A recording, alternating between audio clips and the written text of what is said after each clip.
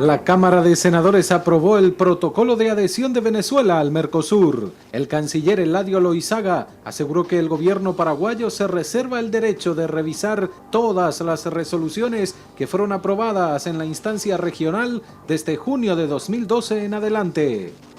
A través de una conferencia, el Banco Central del Paraguay dio a conocer detalles del buen año económico que tuvo el país y las mejores perspectivas para el 2014.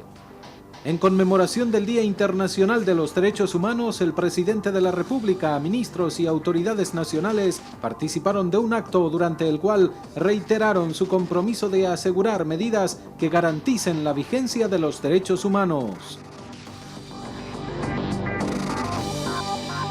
Bienvenidos, comenzamos a compartir con todos ustedes Paraguay Noticias, edición central. Con esta información, el gobierno nacional no aceptará el protocolo de Ushuaia II, informó el ministro de Relaciones Exteriores, Eladio Loizaga, en referencia al Mercosur. El secretario de Estado afirmó que el documento atenta contra el país. El gobierno no aceptará el protocolo de Ushuaia II, confirmó el canciller nacional Eladio Loizaga, al ser consultado acerca si el pedido del Poder Ejecutivo de la adhesión de Venezuela al Mercosur implicaría la aceptación tácita del documento. El secretario de Estado argumentó que el protocolo de Ushuaia II atenta contra los intereses de Paraguay e indicó que no hay ningún acuerdo tras la solicitud de ingreso de Venezuela al bloque. Ni tácitamente vamos a aceptar ese protocolo, porque ese protocolo atenta a los intereses de toda la República cuando hablamos de bloqueo. Es una barbaridad lo que se fue aprobado en su momento por los que aprobaron ese protocolo, y hoy reconozco a funcionarios del Ministerio de Relaciones Exteriores que tuvieron la valentía de ponerse duro cuando ese protocolo ya se quiso aprobar en Asunción y fue prorrogado por 6 meses más. En tanto, Eladio Loizaga aseguró que la decisión del gobierno no afecta a la dignidad del Paraguay y todas las resoluciones del bloque serán revisadas. Todas las resoluciones van a ser revisadas por Paraguay, no es como se dice que vamos a blanquear, no, uno a uno vamos a revisar. Eso saben perfectamente bien los otros 3 socios parte del Mercosur. Estamos dando la institucionalidad al Mercosur y estamos volviendo su Estado de Derecho. A su vez, Hugo Sayer Caballero, embajador ante la Asociación Latinoamericana de Integración ALADI, también ratificó su rechazo al protocolo de Ushuaia II. Ushuaia II es algo inaceptable para nosotros. Es muy loable la intención de los países que lo imaginaron, y acuérdense que nuestro país lo firmó. Lo que fue es no aprobarlo. Tuvimos un gobierno que sí lo firmó. Y ahí nos imponen sanciones a un país mediterráneo, porque es muy fácil cerrarle los puertos a un país que tiene costa sobre el mar, pero no a un país como el nuestro que está enclaustrado.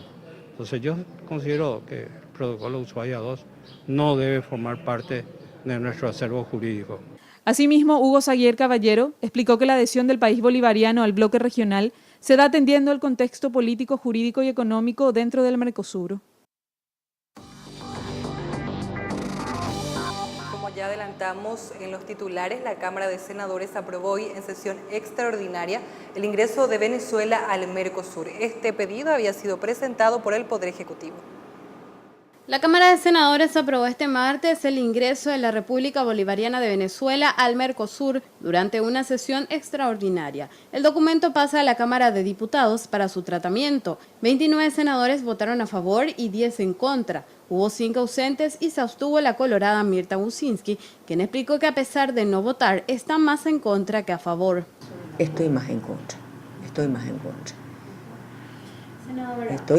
Ustedes saben que yo tengo muchos cuestionamientos con la izquierda y todo lo relacionado con la FARC.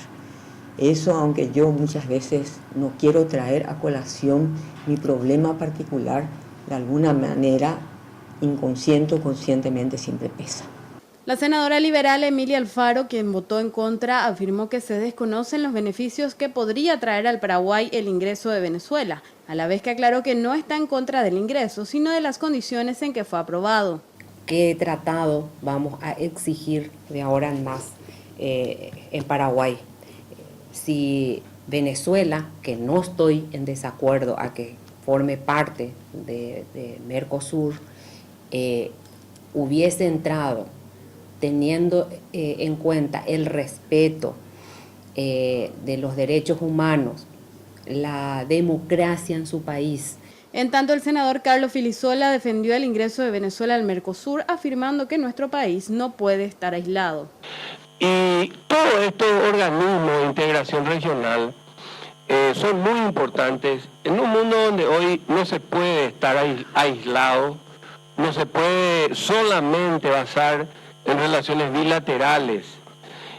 Obviamente Paraguay con más razón, teniendo en cuenta nuestra mediterraneidad y también el aislamiento al que fuimos sometidos durante muchos años. La adhesión de Venezuela al Mercosur ya fue aprobada por Argentina, Brasil y Uruguay. Sin embargo, la negativa del Congreso paraguayo impedía la incorporación del país caribeño al bloque, por lo que el ingreso se dio tras la suspensión temporal de nuestro país, luego de la destitución de Fernando Lugo como presidente de la República.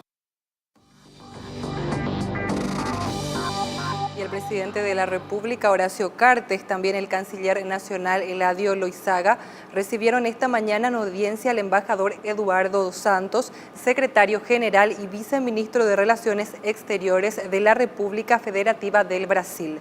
Dos Santos aseguró sentirse muy contento con el hecho de que el Mercosur se fortalezca. Esto fue en alusión a la sesión de la Cámara de Senadores que aprobó el ingreso de Venezuela al Mercado Común del Sur. En un informe, el Banco Central del Paraguay indica que nuestro país presenta tasas de crecimiento económico por encima del nivel de varios países de la región. De excepcional calificó el presidente del Banco Central del Paraguay, Carlos Fernández Valdovinos, el crecimiento económico de este año con un porcentaje de 13,6% del Producto Interno Bruto. Este número posiciona a Paraguay en la punta de la distribución de las tasas de crecimiento en la región. La inflación total del 4,6% está determinada por el lado de la oferta, por los sectores agrícola y ganadero que aportaron de manera significativa a las tasas de crecimiento económico. En donde tenemos no solamente una recuperación de la caída del año pasado, sino en el sector agrícola tenemos más que una recuperación. El año pasado habíamos caído alrededor de entre 20 y 30%, sin embargo este año crecemos más de 40% en ese sector, por lo tanto es un poco más que la recuperación, lo que observamos ahí, principalmente la parte de soja. Y en la parte del sector de cárnico también tenemos una recuperación de los mercados, lo cual nos permite también que la parte de carne sea uno de los motores de crecimiento en este año. Otros factores que incidieron en la inflación fueron la reducción de precios de productos argentinos y, por otro lado, la deflación en bienes y servicios administrados. Argentina, el tipo de cambio real bilateral con Argentina se deprecia enormemente. Ustedes pueden ver el gráfico al inicio. Y es un fenómeno que vuelve a repetirse acá en el año 2013. Entonces, lo que produce es una gran competitividad para la Argentina. Vuelve todos sus productos mucho más baratos y llega también a ser un factor que fomenta las importaciones no registradas, por dar un nombre más diplomático, al contrabando. Por su parte, el ministro de Hacienda, Germán Rojas, indicó que como punto resaltante de los resultados fiscales este año, la aprobación de la Ley de Responsabilidad Fiscal fue la primera iniciativa del Poder Ejecutivo para reducir los gastos rígidos, principalmente en lo referido a aumentos salariales. Un aumento considerable que tenemos de gastos rígidos y una primera reacción y la primera medida que plantea el gobierno es el establecimiento de una ley de responsabilidad fiscal, justamente para revertir esto y volver a una sostenibilidad fiscal en el mediano plazo. Durante su disertación denominada Retos de América Latina y el Caribe, el economista jefe del Banco Mundial, Augusto de la Torre, destacó que Paraguay batió el récord en la tasa de crecimiento y pronósticos en Latinoamérica, con una tasa del 13% cuando que normalmente se mantenía en el orden del 7%. El porcentaje señalado tendrá una desaceleración el próximo año, pero seguirá siendo positiva, agregó.